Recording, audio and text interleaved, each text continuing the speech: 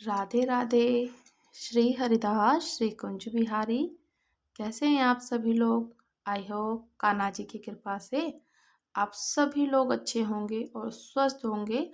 लाडले श्री जी के पहले तो आप दर्शन कीजिए और उसी के साथ साथ में अब हम चर्चा भी करेंगे कि एकादशी के व्रत की तो महत्व तो हम जानते ही जानते हैं। जो कि एकादशी के प्रिय भक्त हैं ठाकुर जी के परम वैष्णव, और एकादशी का व्रत करने की कितनी बड़ी महत्तमता है, कथा को पूर्ण रूप से और विस्तार से वर्णन करेंगे और जानेंगे कि ठाकुर जी के जो प्रिय अनन्य भक्त हैं वो किस प्रकार से एकादशी का व्रत करके परम वैकुंठ की प्राप्ति को, जो कि मोक्ष को धारण करते हैं, और ठाकुर जी उन पे कितनी कृपा बनाते हैं कि उनको अपने स्वर्ग में, वैकुंठ में, अपने गोद में बैठाने के, जो कि हम लोग अगर एकादशी का व्रत करें तो कितना पुण्य फल की प्राप्ति होती है कि हम लोग ठाकुर जी के समक्ष जाकर के श्री हरि नारायण जी के पास जाकर उनके गोद में बैठने के अधिकारी होते हैं। एकादशी के व्रत की पूर्ण निष्ठा, महत्ता और परम भागवत जो वैष्णव भक्त हैं आनंदित होकर के कथा को सुनिएगा। लीलाएं हैं ठाकुर जी की, जो कि देखो ठाकुर जी की इतनी अनंतरण लीलाएं हैं और करते भी हैं लाल जी कि इस प्रकार से लीलाओं के साथ साथ में ठाकुर जी ने पूरे संसार में, पूरे राज्य में, पूरी सृष्टि में इतने सारे लीला करी हैं। और उन्हीं लीलाओं में जो कि उनके ठाकुर जी के भक्त, सहयोगी, उनकी गोपी, सखा, सहचरी जो उनके साथ रहते हैं, आनंद लेते हैं। तो राजा रुक्मागध जी को एकादशी व्रत क्यों इतना प्रिय था, जानते हैं। राजा की जो रुक्मागध जी हैं, बहुत बड़े ठाकुर जी के भक्त, और साथ ही साथ में एकादशी के व्रत की इतनी बड़ी निष्ठा थी, उनकी इतनी बड़ी निष्ठा थी कि उनको अपने प्रिय जो इकलौता पुत्र था ना, उनको भी उनको त्यागने के लिए तैयार थे। एकादशी के व्रत का नियम छोड़ना और तोड़ना कदापि नहीं चाहते थे। तो इतने बड़े भक्तों की कथा तो आनंदित होकर के सुनेंगे और साथ ही साथ में पुण्य फल की प्राप्ति भी होगी और हमें और आनंद और साथ ही साथ में ज्ञान, भक्ति और ठाकुर जी के भक्तों की लीला ही है जो कि हम लोगों को आनंदित ही कर देती हैं कथाओं से। तो राजा रुक्मागध जी को एकादशी के व्रत को इतना प्रिय था, और क्यों था एकादशी का व्रत सबसे प्रिय, ये जानेंगे। तो इसकी कथा को मैं आरंभ करती हूँ। और मुझे आप लोग, मैं शुरू में ही बोल दे रही हूँ कि आप लोग मुझे पहले ही कमेंट करके बताइएगा कि आपको कथा कैसी लगी, ठाकुर जी की लीलाएं हैं।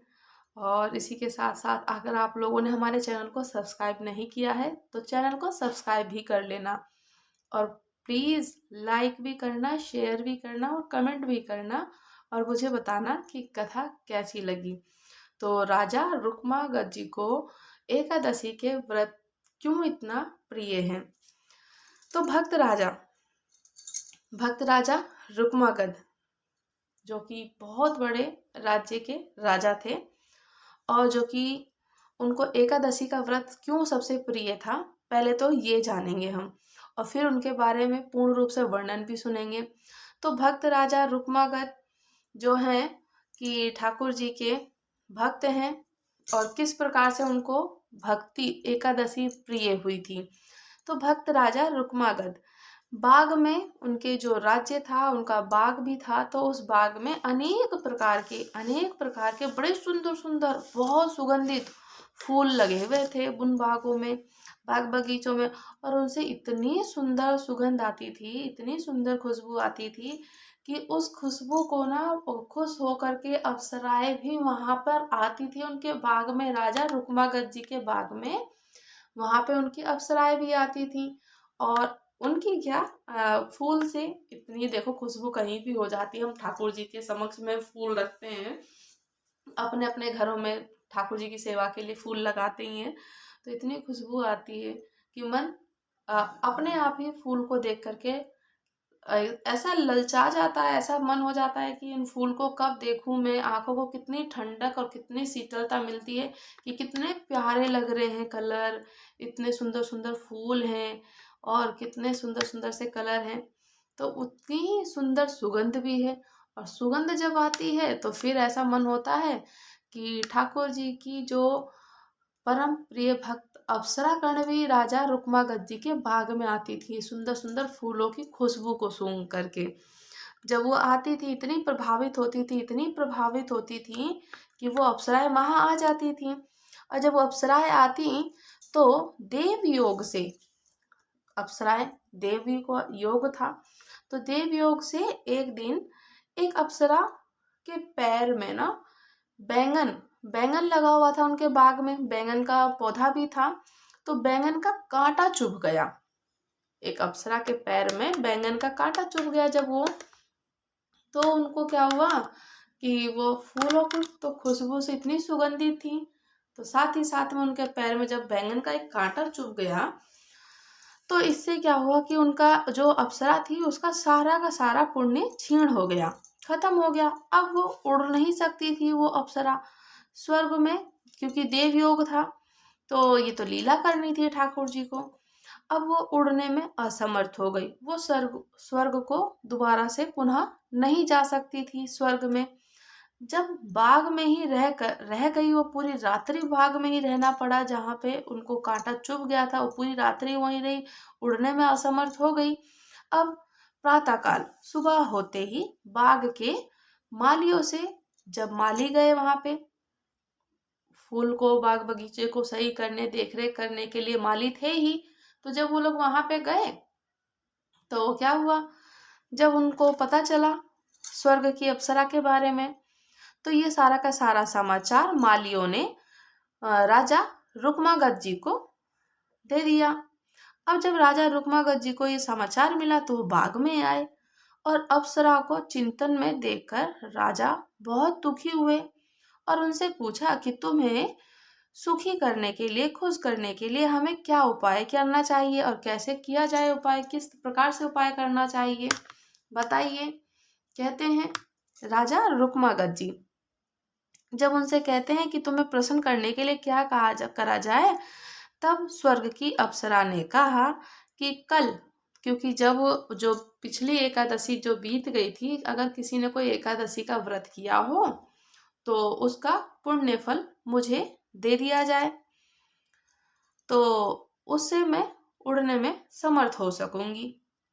अप्सरा बोलती है स्वर्ग की, जिसने कल कोई भी एकादशी का, किसी ने भी एकादशी का व्रत किया हो और हाथ में अपने जल लेकर, अंजलि में जल लेकर अपने जो एकादशी के व्रत का संकल्प है, फल है, वो मुझे दे दे, तब मैं अपने स्वर्ग लोक में अप्सराओं की तरह उड़ सकूंगी और अपने लोक में जा सकूंगी।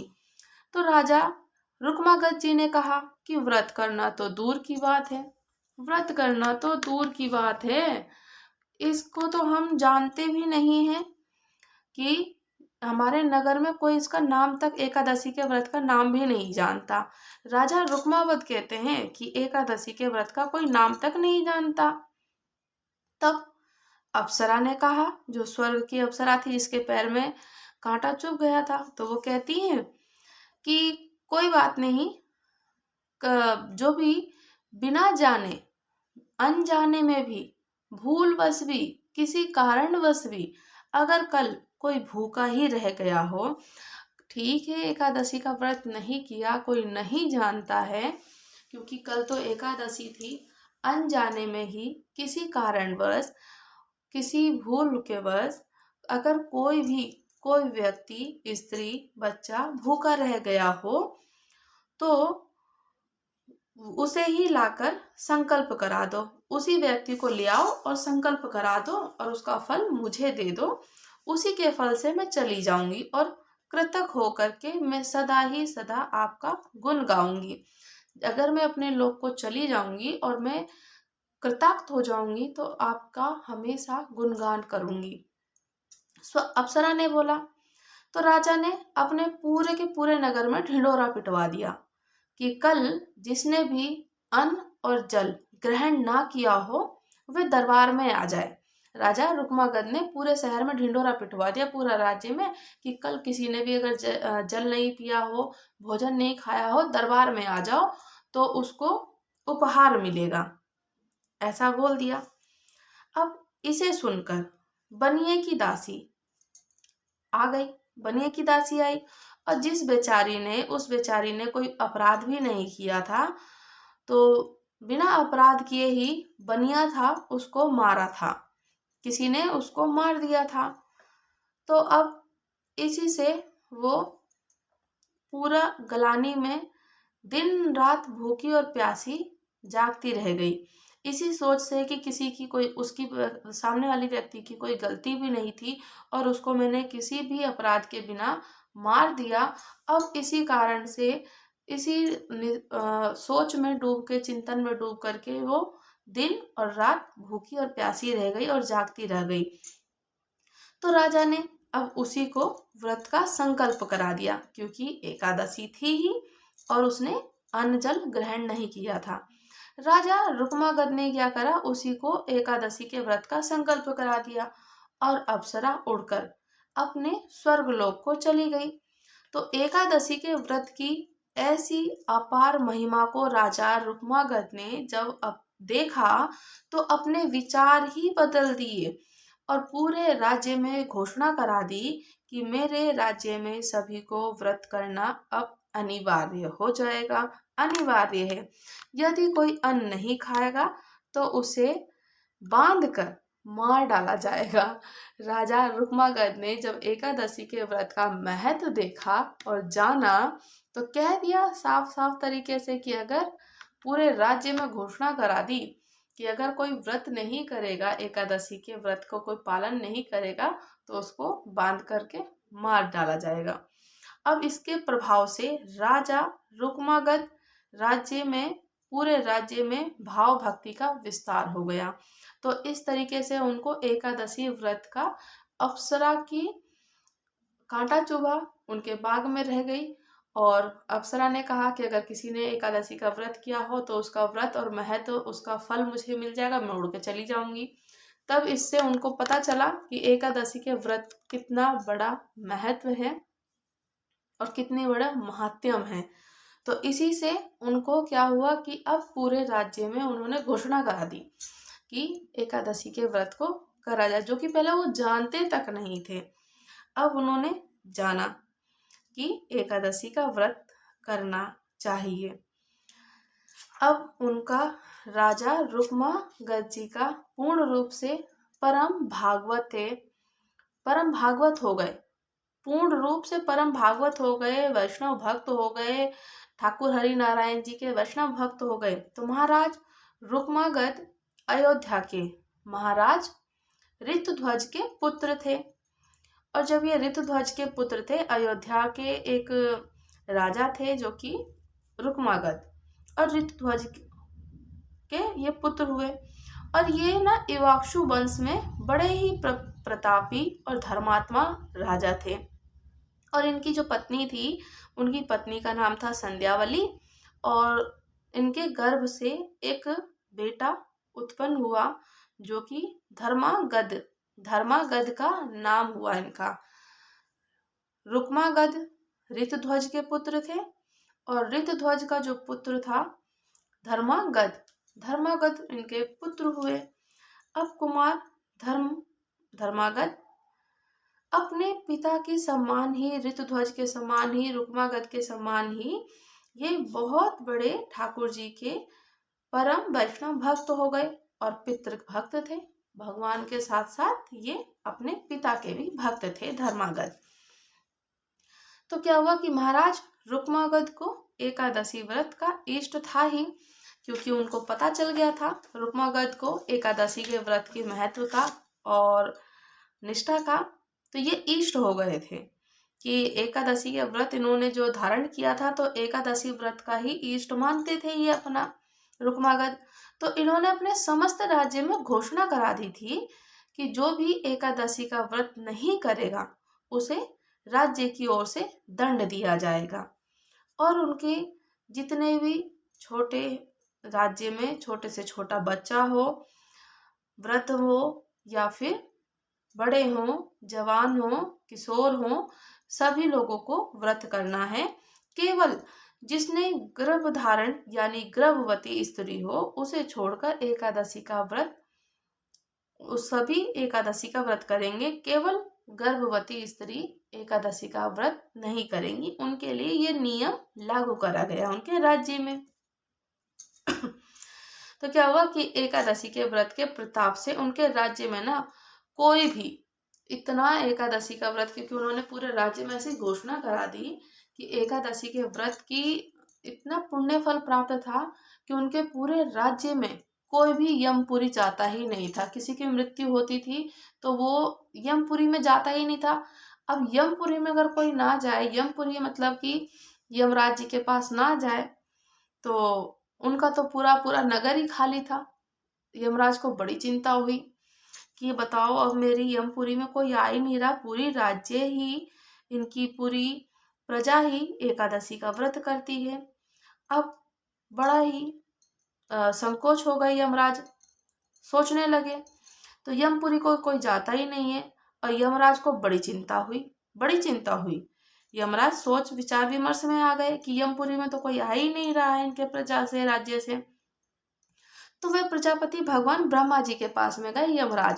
यमराज जब ब्रह्मा जी के पास में गए तो यमपुरी को उजाड़ने का स्वयं जाते हैं, उनके सामने पश्चात अपनी सारी व्यथा रखी कि यमपुरी हमारा तो उजड़ा हुआ है एकदम, क्योंकि वहां पे कोई आता ही नहीं है। एकादशी का व्रत करते हैं, एकादशी के व्रत की देखो कितनी बड़ी महत्ता है कि यमराज भी सोच रहे, विचार विमर्श कर रहे हैं कि मैं कैसे जाऊं उस व्यक्ति को लेने जो एकादशी का व्रत कर रहा है, और मेरी तो पूरी यमपुरी ही खाली पड़ी है, उजड़ी पड़ी है, क्योंकि उनके नगर में कोई है ही नहीं यमपुरी में। तो ब्रह्मा जी के पास सारा जा करके अपना उन्होंने वृतांत सुना दिया। तो ब्रह्मा जी ने बड़े से सोच समझकर, बहुत सोचा समझा और विचार विमर्श करके उन्हें उत्तर दिया। यमराज जी को कहा कि अच्छा ठीक है, हम इसका कोई ना कोई प्रबंध करते हैं। ब्रह्मा जी ने कहा कि मैं कोई ना कोई इसका उपाय निकालता हूँ और प्रबंध करता हूँ। तो यमराज चले गए अपने लोक को, यमपुरी में। अब ब्रह्मा जी ने क्या करा, ब्रह्मा जी ने बड़ा विचार विमर्श किया और अपनी इच्छा से, अपनी योग माया से क्या करा ब्रह्मा जी ने, उनकी इच्छा थी क्योंकि उन्होंने पहले यमराज से विचार विमर्श किया, उन्होंने बोला कि इसका कोई ना कोई उपाय ढूंढता हूँ।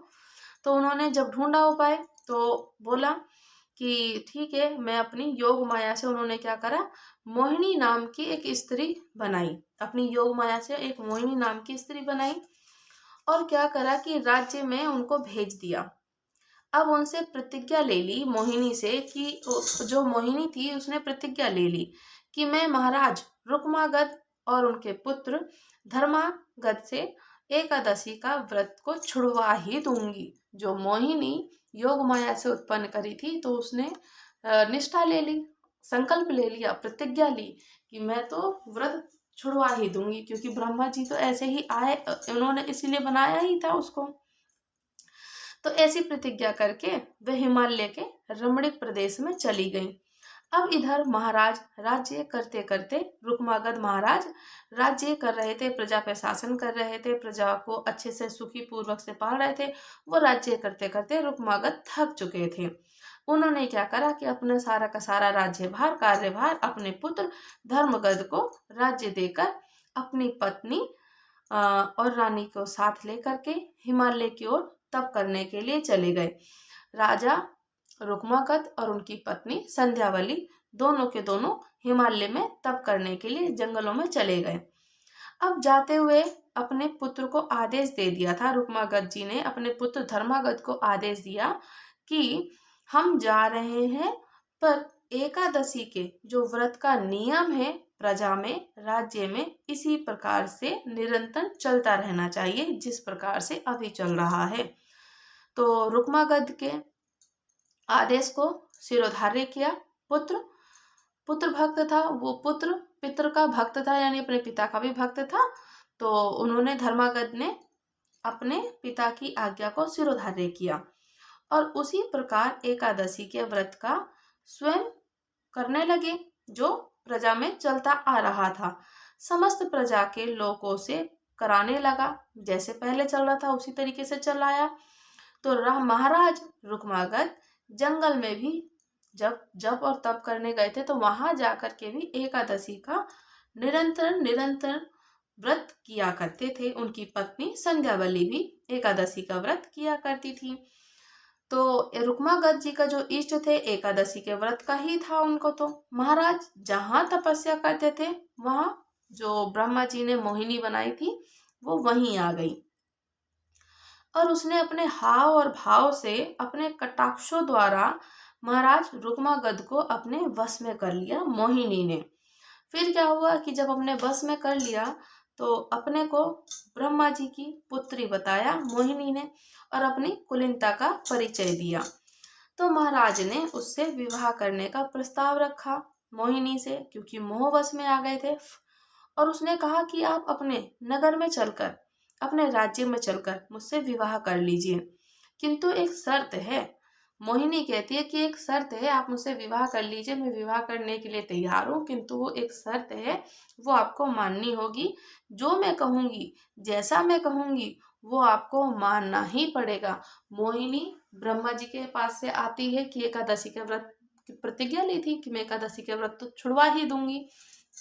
तो बोला कि जो मैं कहूँगी, जैसा मैं कहूँगी, और जो मैं शर्त रखूंगी वो आपको माननी पड़ेगी। तो वो बोलते हैं, महाराज रुक्मागद मोहिनी के प्रेम में और मोहवश में आ ही गए थे। उन्होंने शर्त को स्वीकार कर ली, और वो मोहिनी को अपने साथ लेकर अपनी राजधानी में ही लौट आए, फिर से लौट आए जंगल से। तो उनके धर्मात्मा पुत्र जो धर्मगद, तो विधि प्रकार से उनका स्वागत किया। तो महाराज को मोहिनी ने वश में कर ही लिया था। फिर क्या करा उन्होंने, सब और उसकी सारी बातों को मानकर, मोहिनी की सारी बातों को मानकर राजा रुक्मागद ने अपनी बातें उनकी मानी और फिर अपना विवाह किया। अब उनकी पत्नी जो पहले थी संध्यावली, बड़ी ही धर्मपरायण और प्रतिव्रता थी।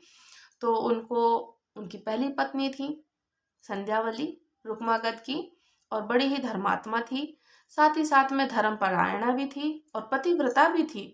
और वे बड़ी श्रद्धा से अपने पति महाराज और मोहिनी की सेवा करने लग गई। तो उनके मन में थोड़ा सा भी ना सोतन वाला भाव आया ही नहीं कि मोहिनी उनकी सोतन है, क्योंकि वो धर्मपरायण थी और पतिव्रता थी। और जो रुक्मागद थे उनके इष्ट देव थे, क्योंकि वो एकादशी का व्रत करते थे, वो उन्हें ही इष्ट देव मानती थी उनकी पत्नी। महाराज जिन्हें मानते थे वे उनको भी मान्य था, उनकी पत्नी को भी मान्य था। तो महाराज की जिससे प्रसन्नता हो, यानी कि जिससे जैसे पति खुश रहे तो वैसी पत्नी खुश रहती है। जिसमें पति को खुशी मिले कि मेरा पति इस चीज में खुश है तो मैं भी उसी में खुश हूँ, तो ऐसी ही संतुष्ट पतिव्रता पत्नी थी, और अपने सौभाग्य को अपने सौभाग्यशाली समझती थी अपने आप को संध्यावली। इतना सब होने पर भी महाराज एकादशी का व्रत जो सदा नियम पूर्वक से करते थे, व्रत उन्होंने नहीं छोड़ा था। रुक्मागद ने वो व्रत का नियम नहीं छोड़ा था। अब एक दिन विवाह के पश्चात, मोहिनी और रुक्मागद जी के विवाह के पश्चात एक दिन एकादशी आई। अब एकादशी आई तो महाराज व्रत रहे और विधि पूर्वक पूर्ण रात्रि जागरण कराने को भी तैयार हुए, जागरण कराते थे। तो जैसे ही जागरण कराने को तैयार हुए तो मोहिनी ने कहा, महाराज मेरी एक बात आपको माननी ही होगी, क्योंकि मोहिनी आई ही इसीलिए थी ब्रह्मा जी से भेंट करके, प्रतिज्ञा लेकर के कि मैं एकादशी का व्रत छुड़वा ही दूंगी। तो जब रात्रि को संपूर्ण जागरण की तैयारी हुई तो मोहिनी ने कहा कि महाराज आपको मेरी एक बात माननी होगी। महाराज ने कहा कि मैं तुम्हारी सभी बातों को मान रहा हूँ और मानूंगा भी, बताओ कौन सी बात है। तो मोहिनी ने कहा कि मेरी प्रार्थना यही है कि आप एकादशी का व्रत ना करें। मोहिनी यही बोलती हैं कि आप एकादशी का व्रत ना करें, इसमें मेरी प्रसन्नता है, मैं इससे ही खुश होंगी। और महाराज सुनते ही आवाक रह गए, एकदम से चुप सुट हो गए, अब कुछ बोल भी नहीं पाए वो। और उन्होंने महाराज रुक्मागद ने बड़े ही कष्ट से और बड़े ही गंभीर स्वर में कहा कि मोहिनी, मैं तुम्हारी सभी बातें मान सकता हूँ, सब कुछ कर सकता हूँ, किंतु एकादशी के व्रत को छोड़ने के लिए मुझसे मत कहो। एकादशी के व्रत को छोड़ना मेरे लिए असंभव असंभव है। मैं एकादशी का व्रत नहीं छोड़ पाऊंगा, मेरे लिए ये असंभव है। मुझसे सारे कार्य करा लो, किंतु एकादशी के व्रत को छोड़ने के लिए मत कहो। तो मोहिनी ने कहा कि महाराज, आप एकादशी का व्रत रहेंगे तो मैं अभी के अभी मर जाऊंगी, क्योंकि आपने मुझसे पहले ही ये प्रण लिया था, वचन किया था कि आप मेरी हर बात को मानोगे और मेरी इच्छा यही है कि आप एकादशी का व्रत छोड़ दो। और आपने तभी मुझसे विवाह किया था, यही प्रतिज्ञा भी ली थी। महाराज ने कहा कि महाराज रुक्मागद ने कहा, तुम इसके बदले कुछ और ले लो, चाहे कुछ और मांग लो, किंतु एकादशी के व्रत को छोड़ने के लिए मत कहो। तुम मुझसे कुछ और मांग लो, इसके बदले मैं तुम्हें देने के लिए तैयार हूँ, पर मुझसे एकादशी के व्रत को छोड़ने के लिए मत कहो। अब ये बात आई तो एकादशी का व्रत छोड़ने के लिए तो मत कहो। तो मोहिनी ने तुरंत से कहा, अच्छा, आपने मुझसे कहा कि कुछ और मांग लो, तो आप मुझे अपने इकलौते पुत्र का सर दे दीजिए। वो मांगती हैं, मोहिनी कहती है कि आपका जो इकलौता पुत्र है धर्मगद, उसका मुझे सर दीजिएगा। अगर आप एकादशी का व्रत नहीं छोड़ सकते मत छोड़े, पर मुझे आप अपने इकलौते पुत्र का सर दीजिए। महाराज रुक्मागद बहुत बड़े दुखी हो गए, फिर से दुखी हो गए। तो धर्मागद को जब ये बात उनके पुत्र को पता चली, मालूम हुई कि उन्होंने अपने पिता को बहुत समझाया, धर्मागद ने, कि पिताजी, अगर आप मेरे सर से, मैं सर माता को दे दूंगा, अगर आप मेरे सर से इस धर्म संकट से बच सकते हैं तो मेरे लिए इससे बड़े सौभाग्य की क्या बात है। माता की बात मेरे लिए सिरोधार्य है। आप इस धर्म संकट से बच जाएंगे कि आपको एकादशी का व्रत नहीं छोड़ना पड़ेगा, और माता की भी बात रह जाएगी। जो मोहिनी थी उनको भी धर्मगद माता ही कहते थे।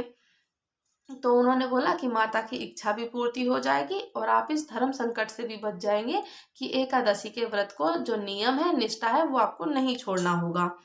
और इससे बढ़कर मेरे लिए क्या सौभाग्य की बात होगी। और ये शरीर तो है, ये शरीर ही तो है, कभी ना कभी जाना ही है।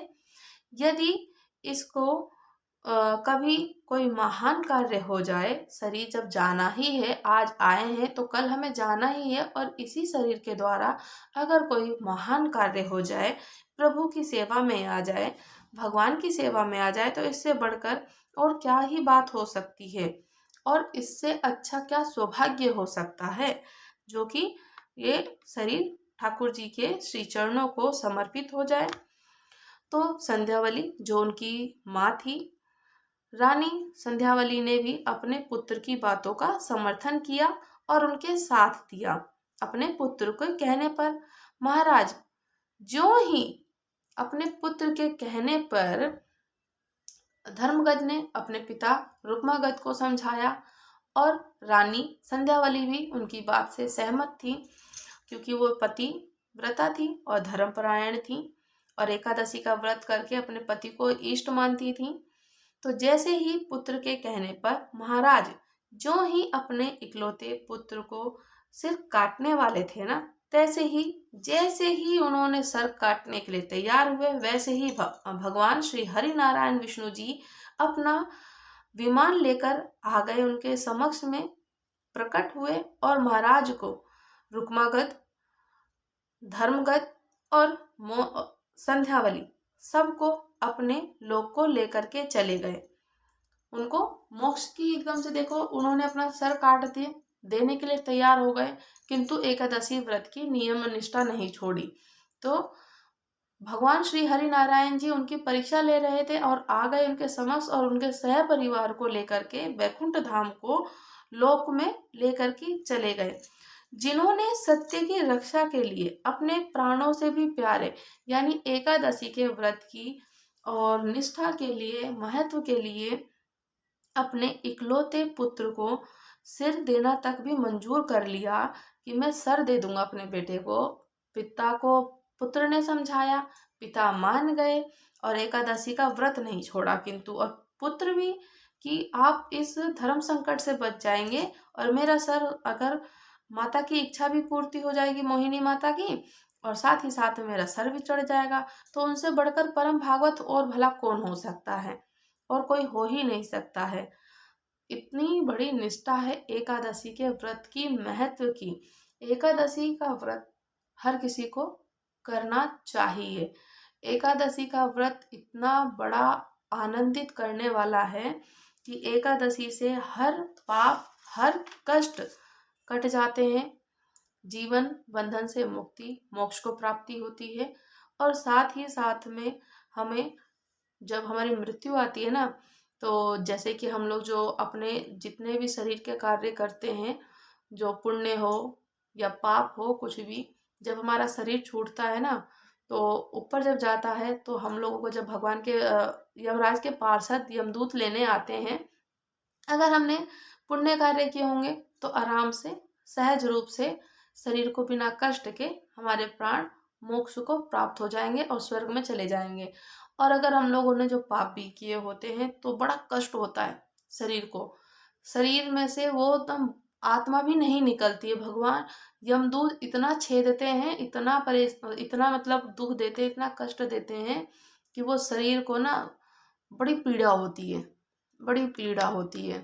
और जब वो पीड़ा होती है ना, तो फिर उस वक्त ऐसा लगता है कि इस मुख से हरि नाम का उच्चारण भी कर लिया होता, या फिर इस संसार में राम नाम का गुणगान भी कर लिया होता, या कुछ भी पुण्य कार्य कर लिए होते ना अगर, तो भगवान हमारे इस शरीर को आराम से ठाकुर जी के चरणों में लगाया होता, श्री जी की सेवा में लगाया होता, तो आराम से मृत्यु लोक में पहुंच जाते। इतनी बड़ी निष्ठा है एकादशी के व्रत की।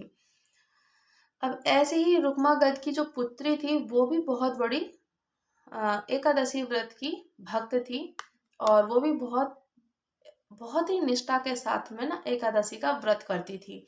पुत्र तो करता ही था, उनकी पत्नी भी करती थी, उन्हीं के साथ साथ उनकी पुत्री भी बहुत बड़ी एकादशी के व्रत की महत्ता के साथ निष्ठा को पूर्ण रूप से करती थी। तो राजा रुक्मागद की जो पुत्री थी, अपने पिता की ही भांति, अपने पिता की ही तरह एकादशी के व्रत में निष्ठा रखती थी, और उनका विवाह भी हो चुका था। तो एक बार ना वो अपने पिता के घर पर ही थी, अपने मायके में ही थी, अपने पिता के यहीं थी। तो एक दिन क्या हुआ कि उनका पति आया, उसका पति आ गया, रुक्मागद का पति भी आ गया, रुक्मागद की पुत्री थी जो, उसका पति भी आया। तो व्रत का उनके राज्य में यही था कि सब लोग एकादशी के पूर्ण रूप से निष्ठा से व्रत करते थे, और वो अचानक उसी दिन आ गया था उनका पति, व्रत का दिन भी था, इसलिए किसी ने भोजन और पानी को पूछा ही नहीं और बात भी नहीं करी, क्योंकि वहां तो राज्य सभी लोग भूखे रहते थे, व्रत करते थे, एकादशी का नियम निष्ठा करते थे। और राजा का जो दामाद यानी कि जवाई था, उसको पता ही नहीं था एकादशी का कि आज क्या भूखे रहते हैं, और उससे भूख प्यास बिल्कुल सहन नहीं होती थी, वो कोई भूखा नहीं रह सकता था। अब उससे व्याकुल होकर अपनी स्त्री से भोजन मांगा, क्योंकि वो भूखा प्यासा रहने में असमर्थ था। अब उनकी जो पत्नी थी, एकादशी होने के कारण उसने भी कुछ खाने को नहीं दिया, कहा कि आज तो पूरे राज्य में प्रजा में एकादशी का व्रत है, कुछ नहीं मिला खाने को। तब उसके पति ने कहा कि मुझसे ना तो भूख सहन हो रही, ना प्यास सहन हो रही है, मुझसे भूखा प्यासा नहीं रहा जा रहा है, अगर मुझे थोड़ी देर में भोजन नहीं मिला तो मैं मर जाऊंगा। तो उनकी पत्नी कहती है कि जो वो राजपुत्री रुक्मागद की पुत्री होती है, वो कहती है कि ओहो, आज तो एकादशी है, और इसके सम्मान, अगर इसके इसी दिन अगर किसी भी व्यक्ति के प्राण निकल जाएं, तो इससे अच्छा उत्तम दिन और ऐसा सौभाग्य कहाँ हो सकता है कि एकादशी के दिन हमारे प्राण या फिर मृत्यु हो जाए, निकल जाए, और इससे अच्छा दिन शुभ हो ही कहाँ सकता है, ऐसा बोलती है। तो वो बोलती है कि इसलिए मृत्यु का भय ही क्या है, आज तो एकादशी है और इसमें मृत्यु का भय भी नहीं है, तो मृत्यु को प्राप्त होना भी बहुत अच्छी बात है। यदि प्राण छूट भी जाए तो दुर्लभ वैकुंठ की प्राप्ति ही होगी। और उधर भोजन ना मिलने से पति ने प्राण त्याग दिए। उसके पति ने प्राण त्याग दिए और शीघ्र ही बैकुंठ धाम को पहुंचकर भगवान को वो प्राप्त भी हो गया उसका पति। जब उसकी पत्नी ने ये देखा कि उसका पति बैकुंठ में चला गया है, ये देखकर उसकी स्त्री को, उसकी पत्नी को बहुत प्रसन्नता हुई, भक्ति से भर गया और उसने भी अपने शरीर को उसी दिन तत्क्षण अपना शरीर का त्याग कर दिया और अपने पति के साथ ही ठाकुर जी के बैकुंठ धाम को अनुगमन करके अपने पति को चली गई, अपने पति के पास ही। तो एकादशी के व्रत की इतनी बड़ी महत्ता है, निष्ठता है कि देखो, एकादशी के व्रत वाले दिन अगर किसी की मृत्यु भी हो जाए, प्राण भी निकल जाए, तो सीधे ठाकुर जी के पास जाकर के बैकुंठ में बैठने का अधिकारी और चले जाते हैं ठाकुर जी के पास में।